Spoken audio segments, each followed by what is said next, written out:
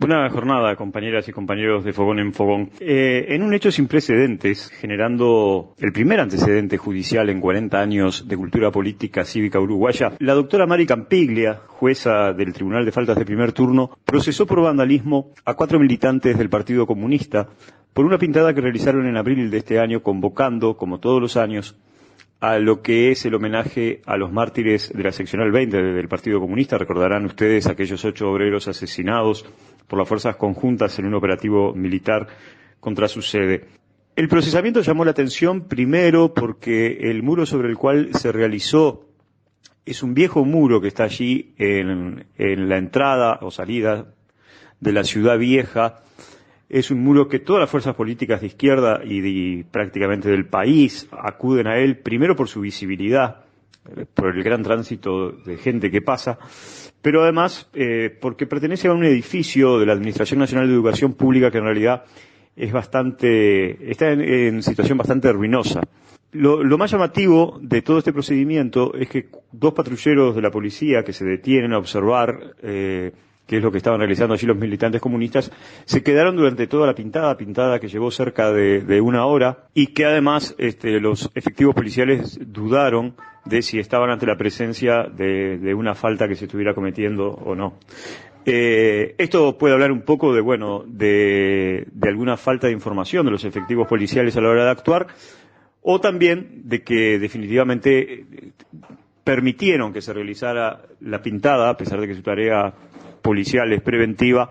para que la falta finalmente quedara cometida. Lo cierto es que en el momento solamente pidieron los datos de los militantes que estaban realizando la actividad y 48 horas después fueron citados por el Tribunal de Faltas, cuya jueza, Mari Campiglia, dictaminó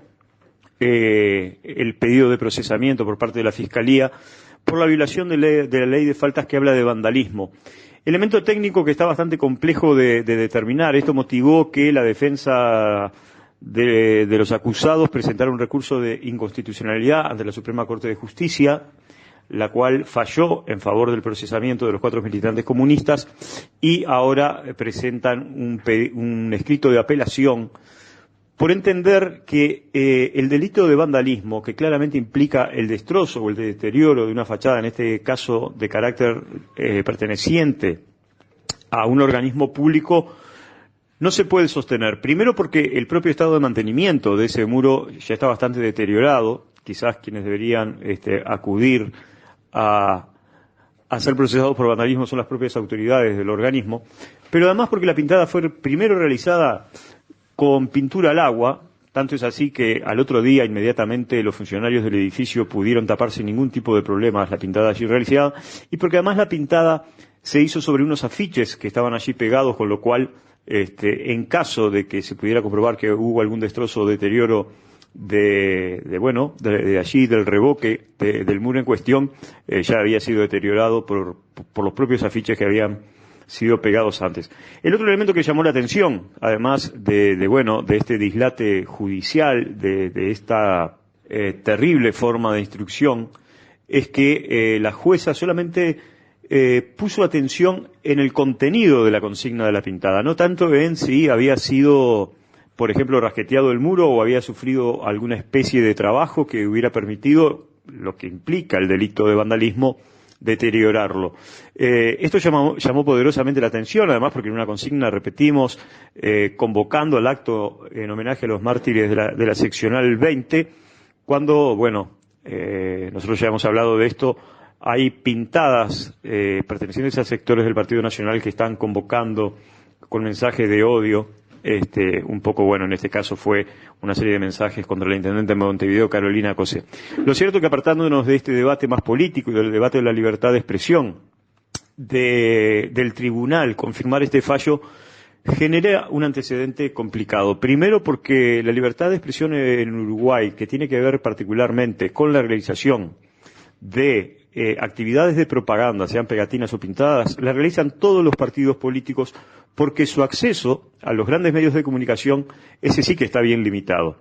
¿verdad? A pesar de que una de las ministras de la Corte sostenía en su fallo, ratificando la sentencia, que podían acudir a los grandes canales de televisión o a las grandes cadenas de radio para difundir su mensaje, bueno, claramente no conocen muy bien cómo operan los grandes medios de comunicación, y todos tenemos claros que, por un lado, no solo está abortado desde el vamos la posibilidad de que los grandes medios de difusión difundan una actividad de una organización política de izquierda, sino que además de hacerlo, los segundos que cuesta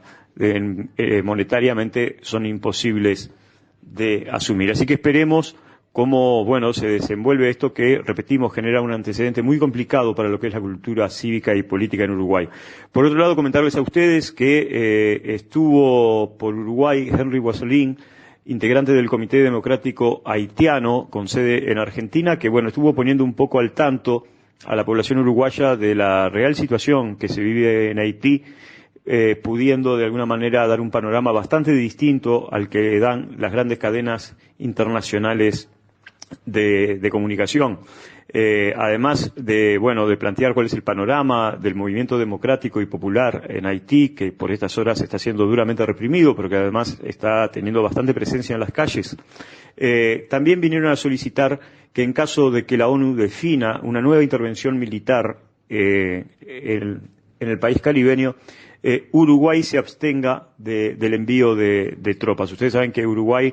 no ha tenido muy buenos antecedentes en que fue la campaña de la MINUSTAH, las misiones de paz de la ONU en Haití, con denuncias de violaciones por parte, entre otros, de los soldados uruguayos contra menores haitianos, y que además, a la izquierda uruguaya, en realidad no le ha ido bien con este tema. Ustedes saben que, producto del debate parlamentario, del envío no de las tropas